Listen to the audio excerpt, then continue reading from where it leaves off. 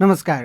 हाम्रो पहुँच बहुउद्देश्यीय सहकारी संस्था लिमिटेडद्वारा सञ्चालित रेडियो हाम्रो पहुँचको बिहानी प्रस्तुति खबर चौतारीमा सहकर्मी रेखा शर्मासँगै म जित सागर जीएमको स्वागत छ। खबर चौतारीमा हामी पत्र पत्रिका, अनलाइन तथा न्युज डेस्कका खबर प्रस्तुत गर्दछौं। हाम्रो प्रसारण लुम्बिनी प्रदेश र कर्णाली प्रदेश आसपासका जिल्लामा 89 मेगाहर्जसँगै रुकुम पश्चिमको रेडियो समावेशी आवाज, रोल्पाको होलिरीबाट प्रसारण हुने रेडियो सूर्यमुखी र रोल्पाको घरती गाउँबाट प्रसारण हुने रेडियो माडी आवाज एफएमबाट पनि एकैसाथ सुनिरहनु भएको छ।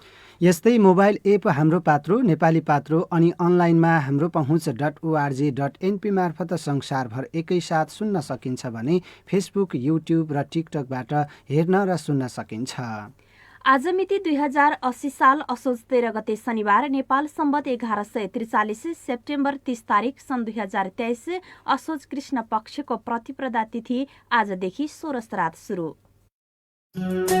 हाम्रो प्रतिबद्धता पेट्रोलियम पदार्थमा शुद्धता। नेपाल आयल निगम लिमिटेडको अधिकृत विक्रेता हाम्रो पहुँच बहुउद्देश्य सहकारी संस्था लिमिटेडद्वारा सञ्चालित सहकारी petrol pump Tulsipur 7 Shriganj Dang. Phone 082 521 993। खबर चौतारी सुरु गरौं प्रमुख खबरका शीर्षकहरूबाट। सल्यानमा जीप दुर्घटना हुँदा 2 जनाको मृत्यु, डाक्टरको आन्दोलनका कारण बिरामी मारमा। तुलसीपुर उपमहानगरका मेयर खड्काको घरमा सरकारी भान्से, तलब भुक्तानी उपमहानगरबाट कामनगर प्रमुख खड्काको घरमा। रुकुम पश्चिममा आयोडिनयुक्त नुन प्रयोग गर्नेको संख्यामा वृद्धि, आन्दोलनरत राहत शिक्षक र सरकारबीच सहमति। दीर्घकालीन विकासका लागि रणनीतिक योजना बनाउनु पर्नेमा जनप्रतिनिधिको जोड। र पाकिस्तानमा आत्मघाती विस्फोटमा परि 52 जनाको मृत्यु। एसियाड अन्तर्गत पब्जीमा नेपाली टोली सेमी फाइनलमा प्रवेश।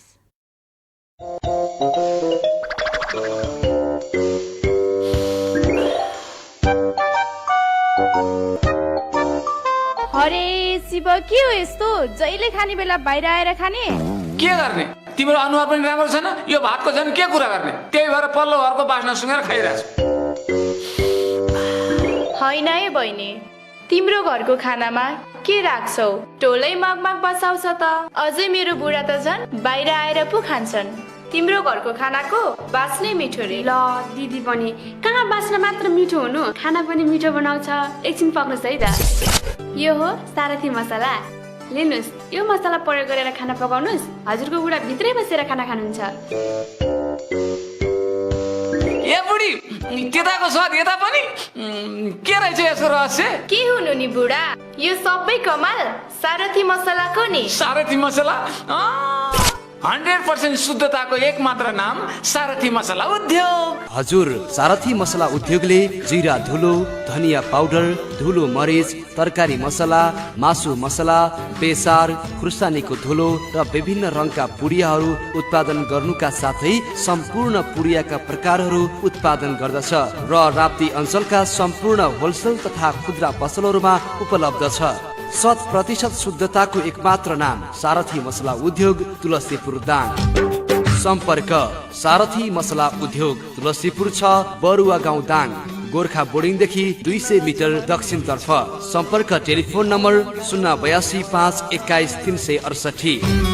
अब तपाईकै अर्डर अनुसार सारथी मसला उद्योगका सम्पूर्ण उत्पादनहरू तपाईकै पसलमा पुर्याउने व्यवस्था समेत गरिएको छ। त्यसैले तुरुन्त सम्पर्क गर्नुहोला।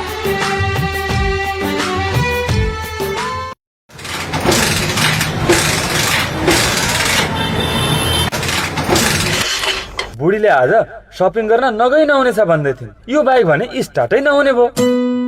थोत्रो बाइक चलाउने, उल्टै बढी कराउने। अब के गरौँ त? न्यू मनोकामना मोटरसाइकल किनबेच केन्द्रमा जाउँ। बाइक किनेर मजाले शपिङ गर्न जाउँ। अब बाइक किन्ने भनेर मात्र भयो त? पैसा हुन परेन। पैसा त्यतिका पैसा कहाँ छ तिमीसँग? या टेन्सन नगर न बुढा, त्यहाँ त फाइनान्सको सुविधा नि छ।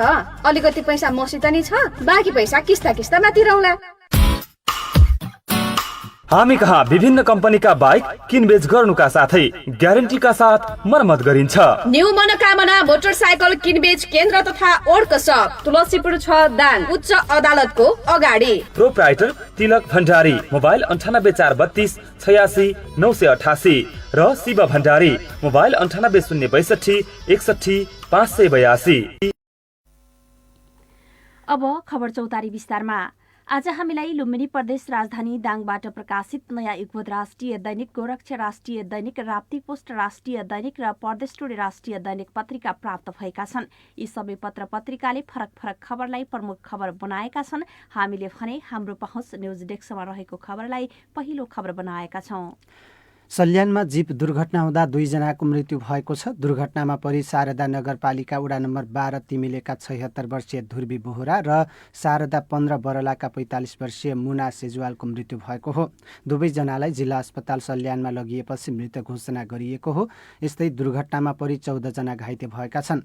दुर्घटनामा परि चालक शारदा 1 चैबाङ जिउलाका 21 वर्षीय रबिन बुढाथोकी, शारदा 12 काखुलाका 50 वर्षीय कालीबहादुर बुढाथोकी, शारदा 12 के 50 वर्षीय कल्पना योगी घाइते हुनुभएको छ। यस्तै सोही ठाउँकै 75 वर्षीय पम्पा नेपाली, छत्रेश्वरी 5 का 24 वर्षीय निर्मला बस्नेत, शारदा नगरपालिका 12 का 12 वर्षीय बालिका लक्ष्मी खड्का घाइते हुनुभएको छ।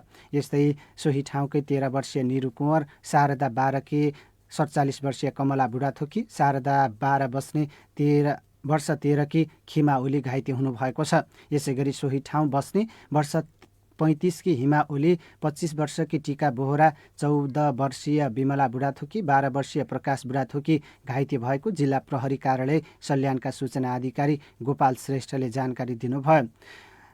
छत्रेश्वरी 5 लेखपोखराबाट शारदा नगरपालिका 12 को काखोलातर्फ जाँदै गरेको लु 1 ज 1861 नम्बरको जीप हिजो छत्रेश्वरी गाउँपालिका वडा नम्बर 5 त्रिपोलको भित्री कच्ची सडक खण्डमा दुर्घटनामा परेको हो। जीप सडकबाट करिब 60 मिटर तल खसेको छ। हाम्रो पहुँच न्युज डेस्कमा खबर रहेको छ। डाक्टरहरूको आन्दोलनका कारण उपचारका लागि अस्पताल पुगेका बिरामी थप मर्कामा परेका छन्। अस्पतालमा आकस्मिक उपचार सेवा समेत पाउन नसकेको बिरामी र आफन्तको गुनासो छ।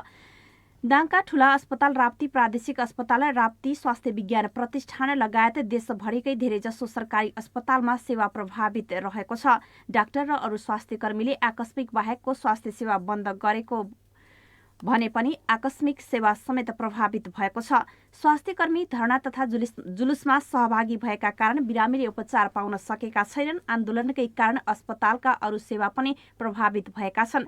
सुरक्षित कार्यस्थलको माग राखेर डाक्टर र स्वास्थ्य कर्मीहरूले 4 दिनदेखि आन्दोलन गर्दै आएका छन्। डाक्टर तथा स्वास्थ्य कर्मीलाई स्वास्थ्य संस्थामा सुरक्षित काम गर्ने वातावरण नभएको र मनोबल नै खस्किएको सुरक्षित कार्यस्थल संघर्ष समितिका सदस्य डाक्टर दीक्षान्त आचार्यले बताउनुभयो। गृह मन्त्रालयले बुधबार स्वास्थ्य कर्मीमाथि दुर्व्यवहार गर्नेलाई कारबाही गर्ने मातहतका निकायलाई निर्देशन दिएको थियो, तर डाक्टर र स्वास्थ्य कर्मीहरूले अझै सुरक्षित रूपमा काम गर्ने वातावरण नभएको बताएका छन्।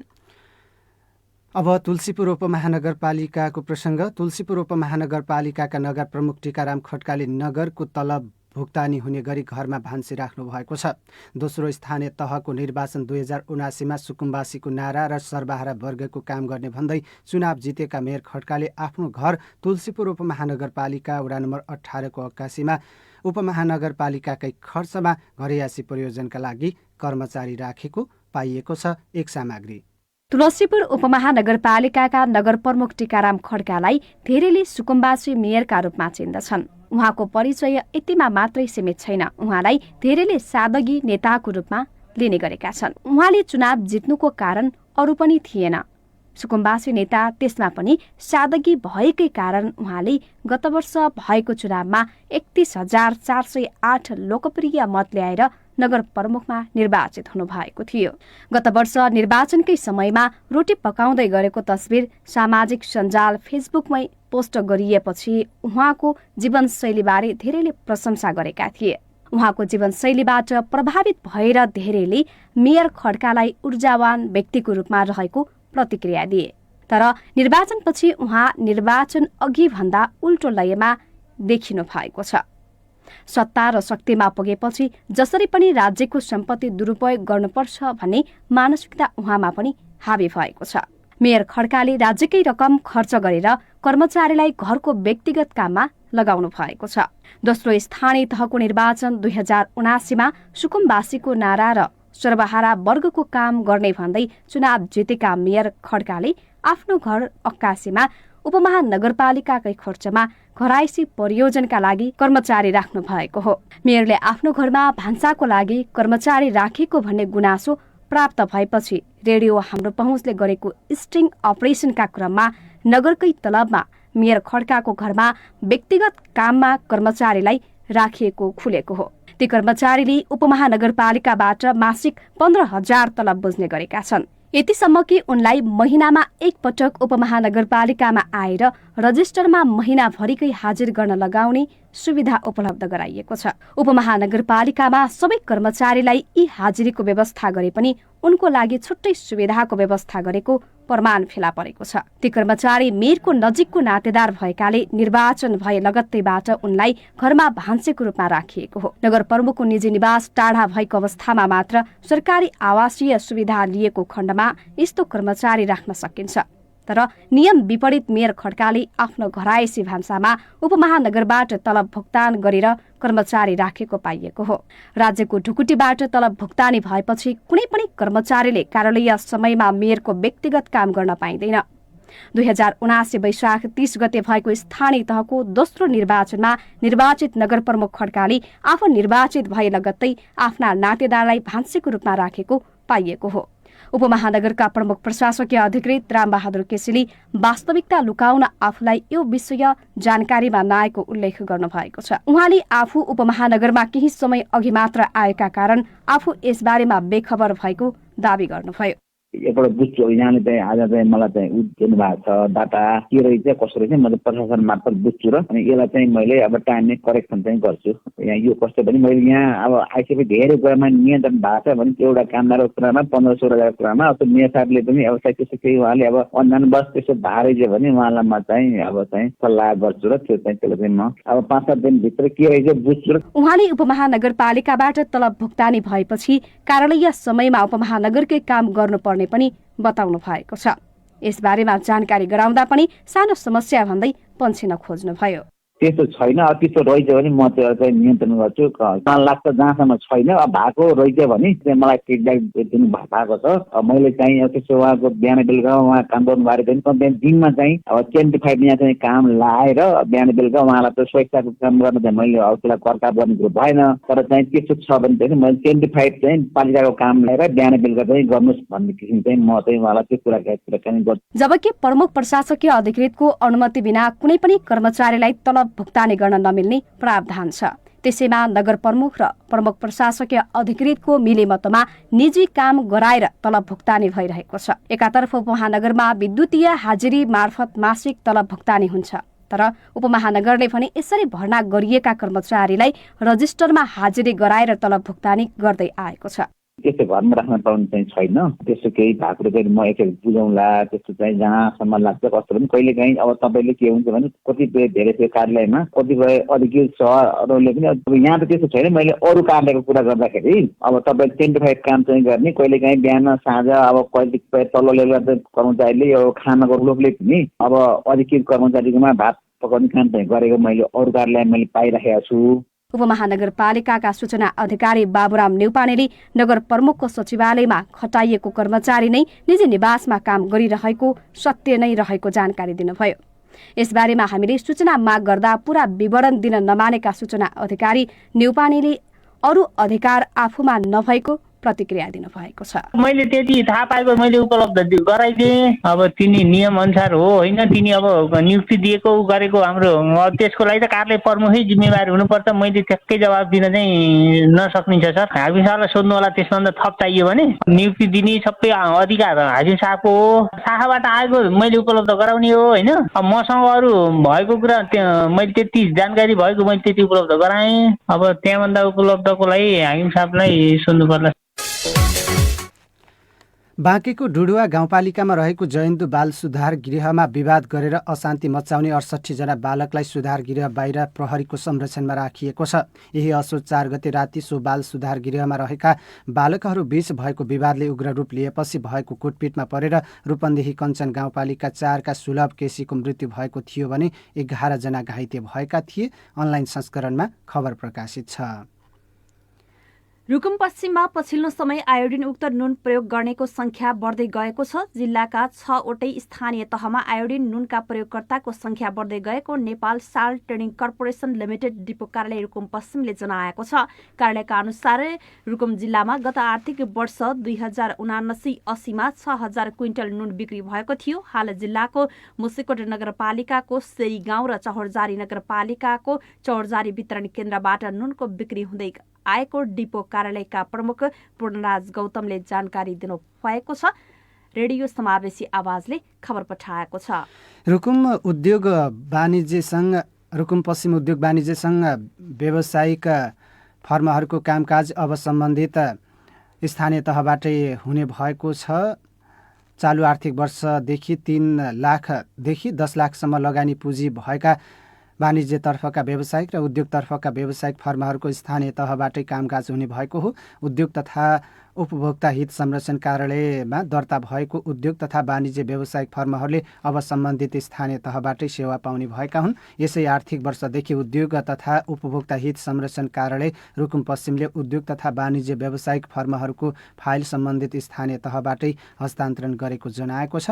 10 लाखसम्म लगानी पुँजी भएका वाणिज्यतर्फका व्यावसायिक फर्महरू र 3 लाखसम्म लगानी पुँजी भएका उद्योगतर्फका व्यावसायिक फर्महरू चालु आर्थिक वर्षदेखि सम्बन्धित स्थानीय तहबाटै सेवा प्राप्त गर्ने गरी फाइलहरू हस्तान्तरण गरिएको उद्योग तथा उपभोक्ता हित संरक्षण कार्यालय प्रमुख मोहन कुमार केसीले जानकारी दिनुभएको छ। रुकुम पश्चिमबाट रेडियो समावेशी आवाजले खबर पठाएको छ। खबर चौतारीमा खबरको सिलसिला जारी छ। रेडियो हाम्रो पहुँचको साथमै रहनुहोला। पाइल्स, फिस्टुला एवं पेटका रोगीहरूका लागि खुसीको खबर। तुलसीपुरको गलाइन उपमहानगरपालिका गेट अगाडि रहेको शीतल आयुर्वेद मेडिकलमा अब प्रत्येक दिन आयुर्वेदिक सर्जनद्वारा बिरामीको जाँच भइरहेको कुरा जानकारी गराउँदछौँ। यदि तपाईँहरूमा पनि मलद्वारमा मासु पलाउने, घाउ खटिरा आउने, दिशा गर्दा दुख्ने, पोल्ने, रगत देखिने, चिलाउने, दिशा रोक्न नसकिने जस्ता समस्या छन् भने तुरुन्त सम्पर्क गर्नुहोस्। साथै पेट सम्बन्धी सम्पूर्ण रोगहरू, ग्यास्ट्रिक, वायु, कब्जियत, जन्डिस, अल्सर, मृगौलाको पत्थरी एवं पिसाब सम्बन्धी समस्याको हरेक दिन विशेषज्ञ डाक्टरद्वारा सफल उपचार गरिन्छ। बच्चाहरूको रोग प्रतिरोधात्मक क्षमता बढाउन एवं शारीरिक र मानसिक वृद्धिका लागि प्राचीन आयुर्वेदिक औषधि स्वर्णप्राश पनि उपलब्ध भएको कुरा जानकारी गराउँदछौँ। शीतल आयु मेडिकल हल तथा शीतल आयुर्वेद क्लिनिक उपमहानगरपालिका कार्यालयको गेट अगाडि गलाइन तुलसीपुर दाङ। सम्पर्क मोबाइल 9840 1250 90 र 98064 98066। वाउ, क्या स्मार्ट, के को कमाल हो। डायमन्ड को हामी चाहिँ हेरेको क्या ह्यान्डसम के। रिया तिमी पनि त्यो सब डायमन्ड टेलरिङ सबको कमाल हो नि। तिमी राम्रो छैन भन्थ्यौ नि, हेर आजभोलि सबैको आँखा मैमा छ। राम, मलाई पनि तेरो जस्तै सुट लगाउन मन छ। भन्न डायमन्ड टेलरिङ सब कहाँनिर छ? म पनि त्यहीँ जान्छु। कहाँ हुनु? तुलसीपुर 5 ख लाइनमा छ। अब सटिङ सुटिङ, कोट प्यान्ट, दौरा सुरुवाल, स्कुल तथा कलेजका ड्रेस, कुर्ती पाइजामा, बेहुला सेट आकर्षक डिजाइनमा सुपथ मूल्यमा सिलाइन्छ र कपडाहरू बिक्री पनि गरिन्छ। तँलाई पनि सिलाउन मन भए सिधै त्यहीँ जा। फोन नम्बर पनि टिपेर जा 98612 95502 र 981097 2944। Proprietor Surendra Pariyar, diamond tailoring shop, Tulsipur 5 ख लाइन दाङ।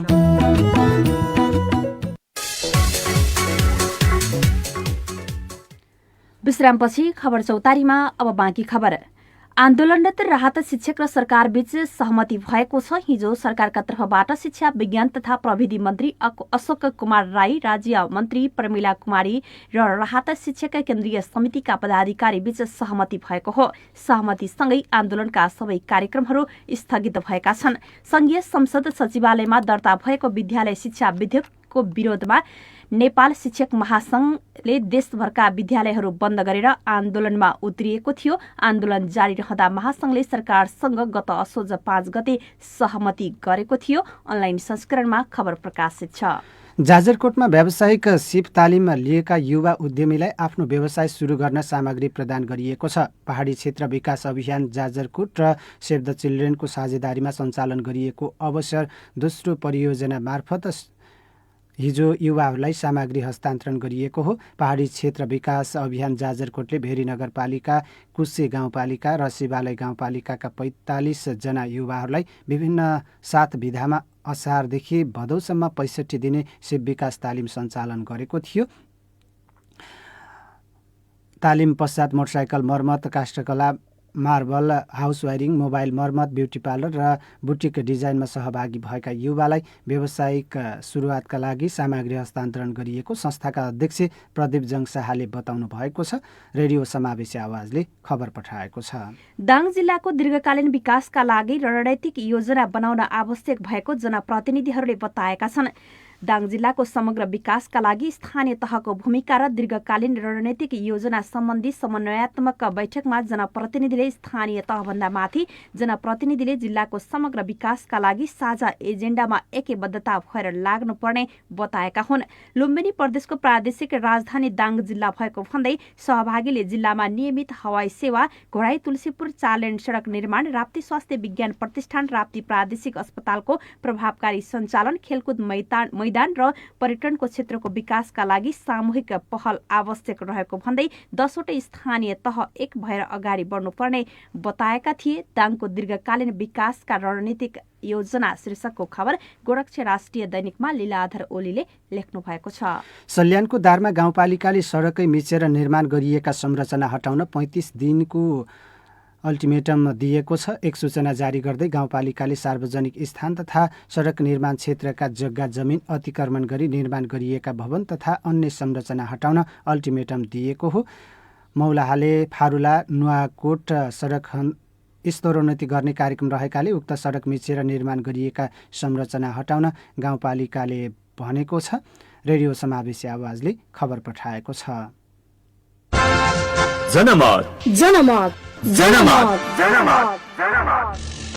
जनमतका लागि हाम्रो प्रश्न थियो, बँदेल र बाँदरले बाली विनाश गरिरहेको अवस्थामा मार्न पाइने गरी कानून बनाउने सरकारको तयारीलाई के भन्नुहुन्छ भन्ने विषयमाथि टिप्पणी गर्दै जीएसपी घनश्याम लेख्नुहुन्छ, बाली विनाश गरिरहेको अवस्थामा धपाउन खोज्दा मारेको कानून लाग्ने छैन भनेको रहेछ।